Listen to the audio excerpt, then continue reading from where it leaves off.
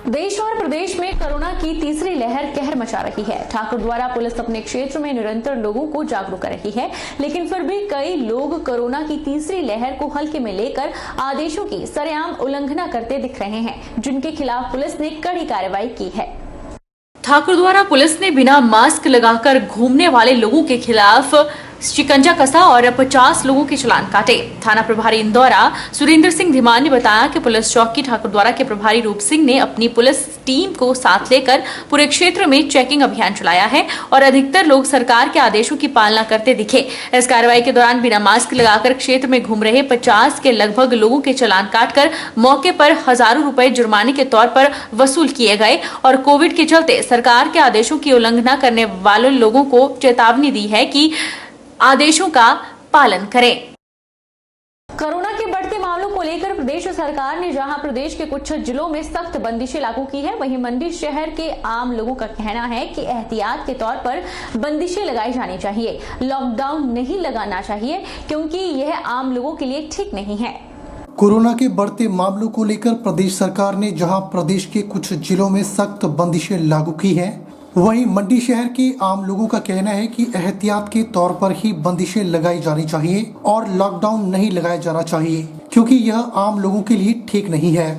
एहतियात के तौर पर सरकार के द्वारा मंडी जिला में भी कोरोना बंदिशें लगाई गई है ताकि कोरोना का संक्रमण न फैल सके। वहीं स्वास्थ्य विभाग भी कोरोना की स्थिति पर बराबर नजर बनाए हुए है। कोरोना बंदिशों का लोहड़ी के पर्व पर भी खासा असर देखने को मिल रहा है। लोगों की बाजारों में बहुत कम भीड़ देखने को मिल रही है। मंडी शहर के स्थानीय लोगों का कहना है कि कोरोना नियमों का पालन सबको करना चाहिए, चाहे वो आम आदमी हो या कोई राजनीतिक दलों के नेता।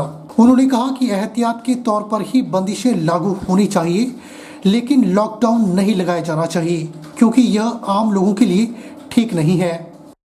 करना चाहिए, क्योंकि अगर लॉकडाउन लग गया तो सर जो अभी हाल ही में देखा आपने सर, काम नहीं है सर बाज़ार में आज, क्योंकि आज लोहड़ी है और सर देखो आपकी रश भी नहीं है बाज़ार में, वैसी चहल पहल नहीं रही है बाज़ार में। अगर सर लॉकडाउन लगता है तो बेरोज़गारी बहुत बढ़ जाएगी। तो मेरा तो यही मानना है कि लॉकडाउन नहीं लगना चाहिए, बाकी जो नियम है वो लिमिटेशंस में रहने चाहिए। मैं कोरोना बंदिशों के बारे में ये बोलना चाहूँगा, थोड़ी सी सरकार को सख्ती बरतना चाहिए और जो गाइडलाइंस अभी तक दी है सरकार ने वो ठीक है।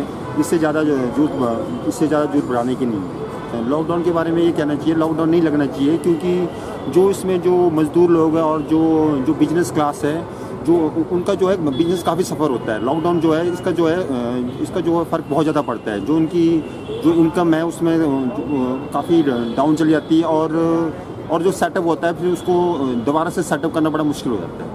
नियम सबके लिए लागू होने चाहिए, चाहे राजनीतिक दल हो, चाहे बिजनेसमैन हो, चाहे आम आदमी हो, क्योंकि जितना हम इसका पालन करेंगे तभी जाके डाउन होगा, नहीं तो ये सबके लिए घातक होगा। हमारे लिए भी, चाहे अमीर हो चाहे गरीब हो, ये सबके लिए ही घातक होगा। इसलिए मेरा सबसे अनुरोध है कि जो कोरोना नियम है इसमें सबका पालन बहुत ही जरूरी है। कोरोना बंदिशें होनी चाहिए, जैसे मास्क और सैनिटाइज़र वगैरह इनका प्रयोग होना चाहिए, सामाजिक दूरियां होनी चाहिए, और लेकिन इतनी स्ट्रिक्ट बंदिशें नहीं होनी चाहिए जिसकी आम जनमानस को रोजी रोटी से महरूम होना पड़े, उनको रोजी रोटी ना मिले। रोजी रोटी कमाने के लिए बंदिशें थोड़ी कम होनी चाहिए। बंदिशें होनी चाहिए ज़रूर, लेकिन सरकार को ये चाहिए कि अपनी जो राजनीतिक पार्टियां, रैलियां वगैरह हैं उनको बंद करना चाहिए, जिसको कि वो मीडिया के द्वारा ये अपना प्रचार करें, लेकिन जुलूस, जलसे और इसके लिए जो बंदिशें होनी चाहिए, इसमें राजनीतिक पार्टियां कोई भी ये प्रोग्राम ना करे, क्योंकि मैक्सिमम देखा गया राजनीतिक पार्टियां ऐसी कर रही हैं कि जब अपनी पार्टियों की रैलियां हो तो रैलियां करते हैं, उसके बाद बंदिश लगा देते हैं। आम जनमानस के लिए इसके लिए बड़ी कठिनाई होती है। जो आदमी दिहाड़ीदार आदमी है, जिसने की दिहाड़ी कमानी है, उसको तो रोजी रोटी के लिए लाले पड़ जाते हैं। खाद्य आपूर्ति विभाग को आटे की सप्लाई देने वाली कंपनी सर्वगुण फ्लोर मिल मिलवा पर इंदौरा के एसडीएम ने खाद्य आपूर्ति विभाग इंदौरा के निरीक्षक के साथ औचक निरीक्षण किया और मिल में बने आटे के सैंपल भी भरे। खाद्य आपूर्ति विभाग को आटे की सप्लाई देने वाली कंपनी सर्वगुण फ्लोर मिल मिलवा पर इंदौरा के एसडीएम ने औचक निरीक्षण कर और मिल में बने आटे के सैंपल भरे हैं।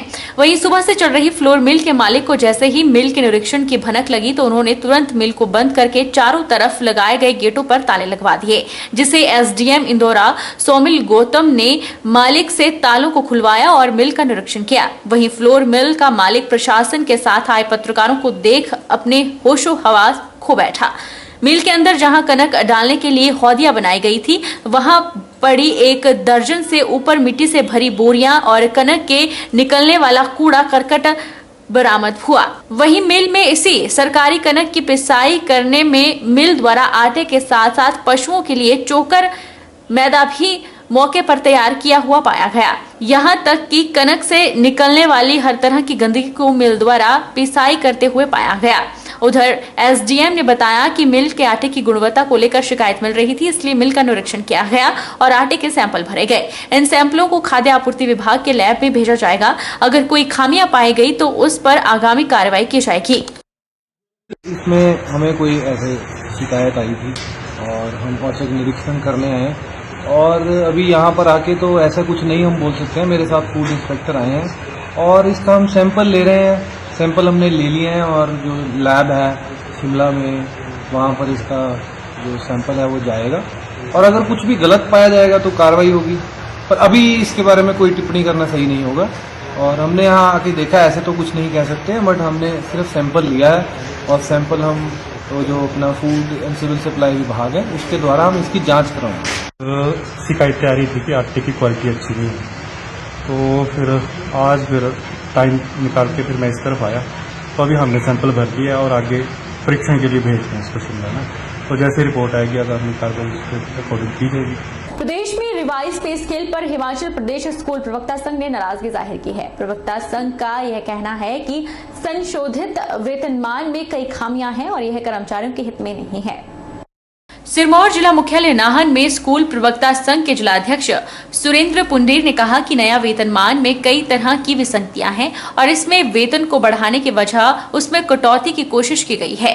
उन्होंने कहा कि हिमाचल सरकार को चाहिए कि वह पंजाब सरकार की तर्ज पर हिमाचल में वेतनमान को लागू करे, क्योंकि हिमाचल में हमेशा ही पंजाब की तर्ज पर वेतनमान दिया जाता है। प्रवक्ता संघ का यह भी कहना है कि सरकार को चाहिए कि वह पुरानी पेंशन को बहाल करें। साथ ही संघ ने यह भी मांग की है कि प्रदेश के विभिन्न हिस्सों में पिछले कई सालों से सेवाएं दे रहे एसएमसी शिक्षकों को नियमित किया जाए। हिमाचल प्रदेश विद्यालय प्रवक्ता संघ जिला सिरमौर प्रेस के माध्यम से सरकार का ध्यान 3 चीजों पर लाना चाहता है। सबसे पहला है रिवाइज पे स्केल, गवर्नमेंट कहती है, पर हमारे कंफ्यूजन में ये लगता है कि अगर हम अपना इंटरप्रेट करें तो हमें लग रहा है कि रिड्यूस्ड और कंफ्यूज पे स्केल है, क्योंकि सैलरीज को मैक्सिमम रिड्यूस किया गया है और कंफ्यूजन इस नाते क्रिएट हो रहा है कि बहुत सारी चीजें बहुत क्लियर नहीं है। कैसे भी इसके इश्यूज है वो क्लियर नहीं है, एरियस किस फेज में और कैसे मिलेगा वो इश्यूज क्लियर नहीं है।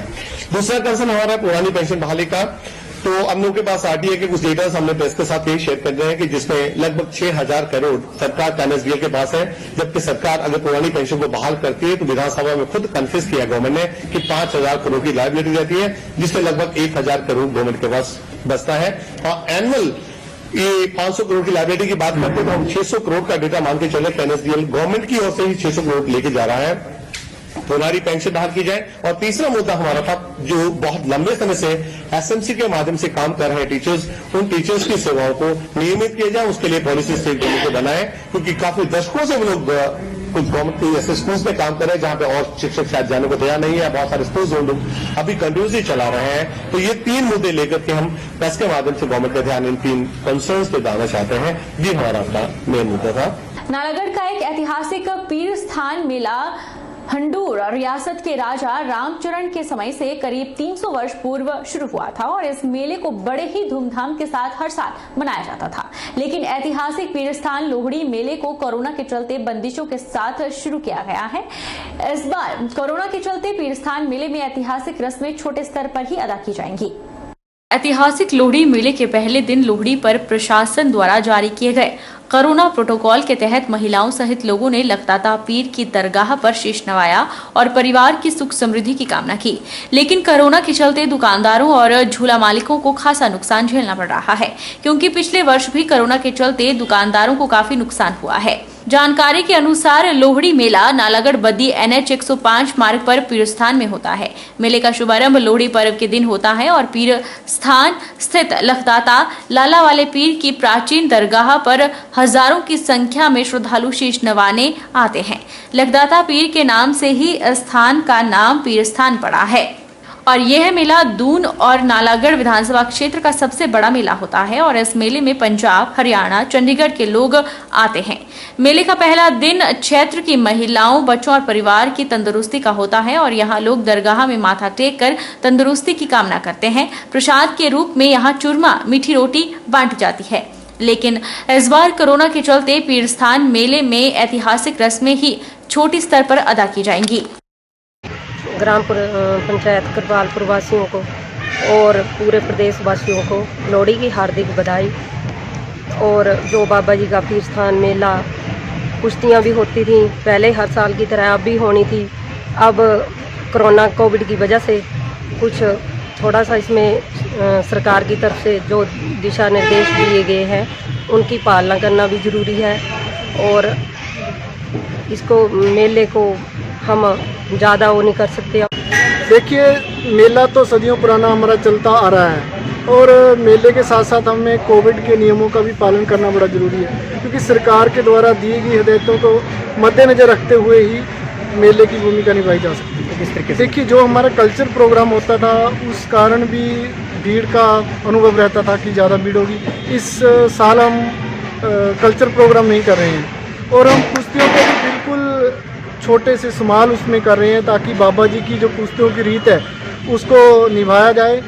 देखिए, सबसे पहले तो मैं अपने इलाका निवासियों, प्रदेशवासियों को हार्दिक बधाई व धन्यवाद। और दूसरा एक चीज़ और है कि जैसे मेले की और हम बात कर रहे हैं, मेले के लिए प्रशासन की ओर से सख्त जो है इस पर पाबंदी लगा रखी है। बट लेकिन जो ये अपना पीर का स्थान है इसमें काफ़ी सदियों से चलता आ रहा है और इसमें लोगों की काफ़ी आस्था है और उसको कोविड को मद्देनज़र रखते हुए पंचायत द्वारा जो है यहाँ पे पुख्ता प्रबंध किए गए हैं। और दूसरा सोशल डिस्टेंसिंग का भी ख्याल रखा गया है। जोगिंदर नगर के ढेलू में फिर सड़क हादसा हुआ है जिसमें 4 लोग घायल हुए हैं। एक घायल की गंभीर हालत को देखते हुए Rajendra Prasad medical college Tanda refer करना पड़ा। हादसा वीरवार सुबह का बताया जा रहा है। 3 बाइक सवार ढेलू डोहग सड़क से योरा की ओर जा रहे थे जो विपरीत दिशा में आ रही कार से टकरा गए, जिसमें बाइक सवार सनी को गंभीर चोटें पहुंची है। स्थानीय अस्पताल में प्राथमिक उपचार दिलाने के बाद नाजुक हालत को देखते हुए टांडा रेफर करना पड़ा। पुलिस ने मामला दर्ज कर कानूनी कार्रवाई शुरू कर दी है। वक्त चला है छोटे से ब्रेक का। ब्रेक इस बार फॉर नॉटिंगे।